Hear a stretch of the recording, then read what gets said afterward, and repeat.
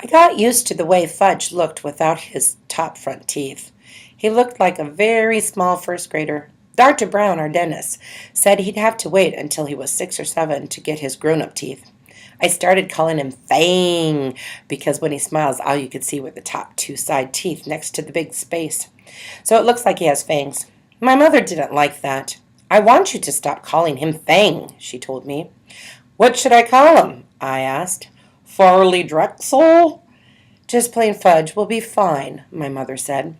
What's wrong with Farley Drexel? I asked. How come you named him that if you don't like it?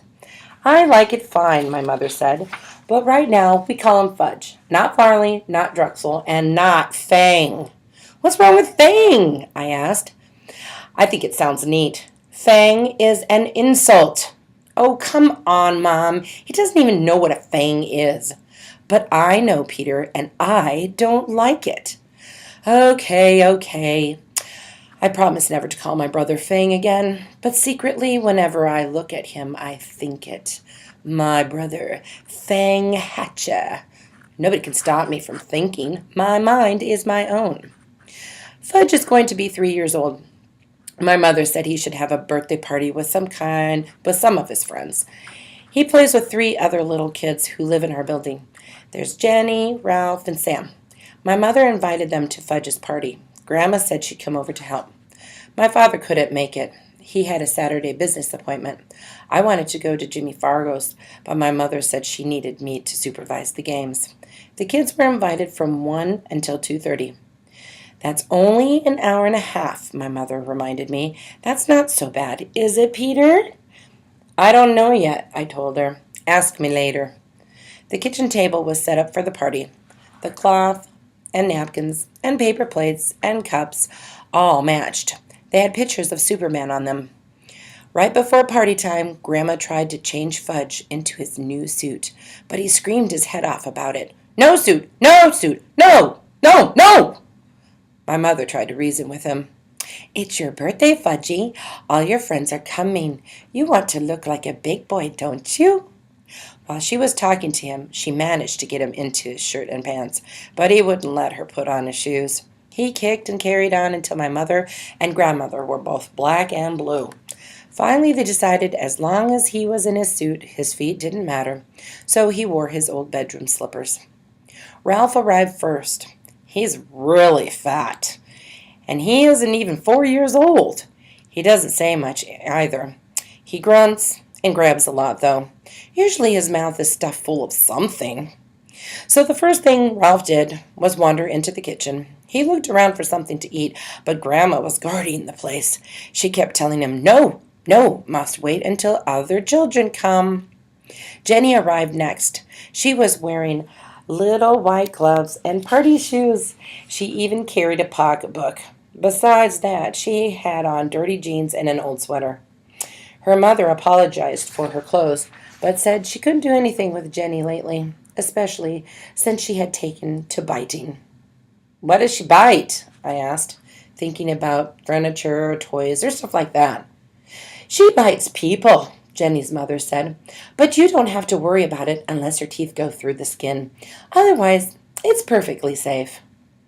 I thought, poor old Fudge. He can't even bite back since he hasn't got any top front teeth. I looked at Jenny. She seemed so innocent. It was hard to believe she was a vampire. Sam came last. He carried a big present for Fudge, but he was crying. It's just a stage he's going through, his mother explained. Everything scares him, especially birthday parties. But he'll be fine, won't you, Sam? Sam grabbed onto his mother's leg and screamed, Take me home! Take me home! Somehow, Sam's mother untangled herself from Sam's grip and left. So at 1:05, we were ready to begin. We had an eater, a biter, and a crier. I thought that 2:30 would never come. I also thought my mother was slightly crazy for dreaming up the party in the first place.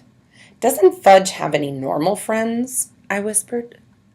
There's nothing wrong with Fudgy's friends, my mother whispered back. All small children are like that. Grandma got them seated around the kitchen table. She put a party hat on each kid's head. Sam screamed, "Get it off! Get it off!" But the others wore their hats and didn't complain. My mother snapped a picture of them with her new camera. Then Grandma turned off the lights and my mother lit the candles on Fudge's cake. It had chocolate frosting and big yellow roses. I led the singing of "Happy Birthday," and my mother carried the cake across the kitchen to the party table and set it down in front of Fudge. Sam cried, "Too dark! Too dark!" So Grandma had to turn on the kitchen lights before Fudge blew out his candles. When he was finished blowing, he reached out and grabbed a rose off of his cake. He shoved it in his mouth. "Oh, Fudge," my mother said, "look what you did." But Grandma said, "It's his birthday. He can do whatever he wants." So Fudge reached over and grabbed a second rose. I guess Fat Ralph couldn't stand seeing Fudge eat those yellow roses because he grabbed one too. By that time, the cake looked pretty messy. My mother finally came to her senses, took the cake away, and sliced it up. Each kid got a Dixie cup, a small piece of cake, and some milk. But Jenny hollered, "Where's my rose? I want one too," because her slice of birthday cake didn't happen to have one. My mother explained that roses were only decoration, and there weren't enough to go around. Jenny seemed to accept that, but when Grandma stood over her to help open her Dixie cup, Jenny bit her on the hand. "She bit me!" Grandma cried. "Did it break the skin?" my mother asked. "No, I don't think so," Grandma said, checking. "Good, then it's nothing to worry about," my mother told her. Grandma went into the bathroom to put some medicine on it anyway. She wasn't taking any chances. Ralph was the first one to finish his food. "More! More! More!" he sang, holding up his empty plate. "I don't think you should give him any more," I whispered to my mother. "Look how fat he is. Now." "Oh, Peter, this is a party. Let him eat whatever he wants." "Okay," I said. "Why should I care how fat he gets?" My mother served Ralph a second piece of cake, and he threw it up right after he finished it. Me and Grandma took the kids into the living room while my mother cleaned up the mess. Grandma told Fudge he could open his presents while his friends watched. Jenny brought him a musical Jack-in-the-Box. When you turn the handle around, it plays "Pop Goes the Weasel." When you reach the part about the song about Pop, the top opens up and a funny clown jumps up. Fudge loved it. He clapped his hands and laughed, but Sam started to scream, "No, no more! Take it away!" He hid his face in his hands and wouldn't look up until Grandma promised to put the Jack-in-the-Box in another room. Fudge opens Ralph's next present. It was a little wind-up car that ran all over the floor. I kind of liked it myself. So did Ralph, because he grabbed it away from Fudge and said, "Mine!" "No," Fudge shouted. "Mine!" When Mother heard the racket, she ran in from the kitchen. She explained to Ralph that he had brought the car to Fudge because it was his birthday. But Ralph wouldn't listen. I guess my mother was afraid he might throw up again, and this time on the living room rug. So she begged Fudge to let Ralph play with the car for a few minutes. But Ralph kept screaming it was his car, so Fudge started to cry. Finally, my mother took the car away and said, "Let's see what Sam brought you." Fudge liked that idea. He forgot about the little car, and he ripped the paper and ribbon off of Sam's package. It turned out to be a big Pictionary dictionary, the same kind the Yarbos brought me a couple of months ago. Fudge got mad when he saw it. "No!" he yelled. "No more book!" And he threw it across the room. "Fudge, that's terrible," my mother said. "You mustn't do that to the nice book." "No book!" Fudge said. Sam cried, "He doesn't like it. He doesn't like my present. I want to go home. I want to go home." Grandma tried to comfort Sam while my mother picked up the book. She gathered the wrapping paper and ribbons and cards together. Fudge didn't even look at any of the birthday cards.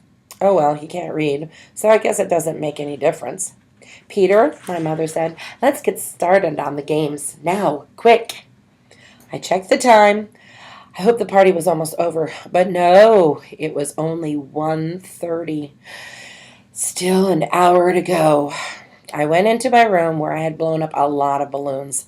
My mother had a party book, and it says 3-year-olds like to dance around with balloons.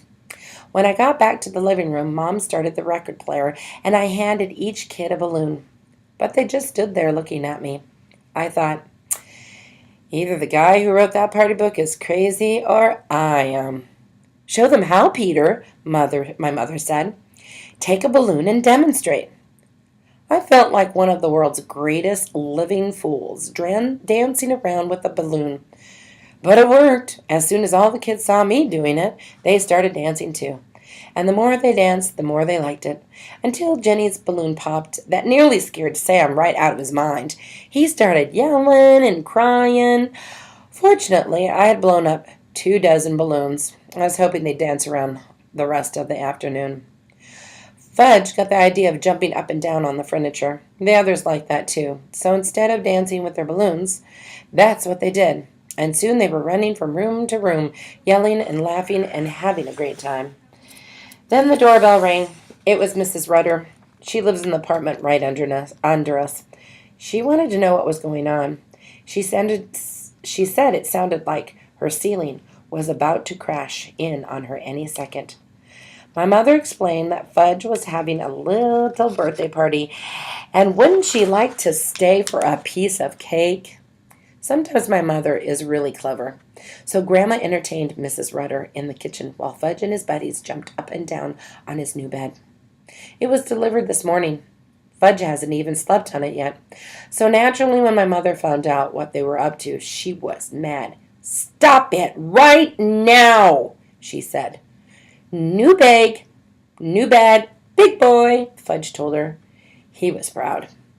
"You won't have a new big boy bed for long if you don't stop jumping on it," my mother told him.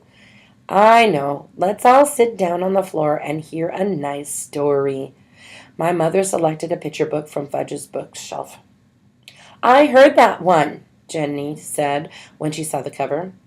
"All right," my mother told her. "Let's hear this one." And she held up another book. "I heard that one too," Jenny said. I think my mother was starting to lose her patience. But she chose a third book and said, "We'll all enjoy this one, even if we know it by heart. And if we do know it by heart, well, we can say it together." That's just what Jenny did. And when my mother skipped a page by mistake, Jenny was right there to remind her. If you ask me, my mother felt like biting Jenny by that time. When the story was over, it was 2 o'clock, and Ralph was sound asleep on the floor. My mother told me to put him up on Fudge's new bed while she took the rest of the children back to the living room. I tried and tried, but I couldn't lift Ralph. He must weigh a ton. So I left him sleeping on Fudge's floor, and I closed the door so he wouldn't hear any noise. On the way back to the living room, I wished the others would fall asleep too. "Peter," my mother suggested, "why don't you show them Dribble?" "Mom, Dribble's my pet." You don't go around using a pet to entertain a bunch of little kids. Didn't my mother know that? "Please, Peter," my mother said. "We've still got a half an hour left, and I don't know what to do with them anymore." "Dribble!" Fudge hollered. "Dribble! Dribble! Dribble!" I guess Sam and Jenny liked the way that sounded because they started to shout, "Dribble! Dribble!" even though they didn't know what they were talking about. "Oh, all right," I said. "I'll show you Dribble, but you've got to promise to be very quiet. You mustn't make a sound. You might scare him. Okay?" They all said, "Okay." My mother went into the kitchen to chat with Grandma and Mrs. Rudder. I went into my room and came back carrying Dribble in his bowl. I put my finger over my lips to remind Fudge and his friends to be quiet. It worked. At first, nobody said a word. I put Dribble down on the table. Fudge and Sam and Jenny stood over his bowl. "Oh, turtle," Jenny said. "Yes, Dribble's a turtle. My turtle," I said in the soft voice. "See? See?" Fudge whispered. "They can see," I told Fudge. "Nice turtle," Sam said. I wonder why he wasn't afraid this time. What does Dribble do? Jenny asked. Do? He doesn't do anything special, I said. He's a turtle. He does turtle things. Like what? Jenny asked. What was with this kid anyway? Well, I said, he swims around a little and he sleeps on the rock and he eats. Does he make? Jenny asked. Make, I said. Make a tinkle? Oh, that, well, sure, I guess so. Jenny laughed. So did Sam and Fudge. I make tinkles too. Wanna see? Jenny asked. No, I said. See, see? Fudge laughed, pointing at Jenny. Jenny had a big smile on her face. The next thing I knew, there was a puddle on the rug. Mom! I hollered. Come quick! My mother dashed in from the kitchen. What, Peter? What is it? Just look what Denny did, I said. What is that? My mother asked, eyeing the puddle. She made on the floor, I said, and on purpose. Oh, Jenny, my mother cried. You didn't. Did too, Jenny said. That was very naughty, my mother told her. You come with me. And she scooped up Jenny and carried her into the bathroom. After that, Mom mopped up the puddle. Finally, the doorbell rang. It was 2:30. The party was over. I could hardly believe it. I was beginning to think it would never end. First, Ralph's mother came. She had to wake him up to get him out of the apartment. I guess even she couldn't carry him. Next, Jenny's mother came. Mom gave her Jenny's wet pants in a baggie. That was all she had to do. Jenny's mother was plenty embarrassed. Sam's mother came last, but he didn't want to go home. Now that he was used to us, I guess he liked us. He cried, More potty! More! Another time, his mother said, dragging him out of our apartment by the arm. My mother flopped down in a chair. Grandma brought her 2 aspirins and a glass of water. Here, dear, she said. Maybe these will help. My mother swallowed the pills. She held her head. 3 is kind of young for a party, I told my mother. Peter Warren Hatcher, my mother began. Yes, I asked. You are absolutely right. And I flopped down next to my mother. She put her arm around me. Then we both watched Fudge work his new Jack-in-the-Box. Later, when my father came home, he said, How did the Fudge's party go? My mother and I looked at each other, and we laughed.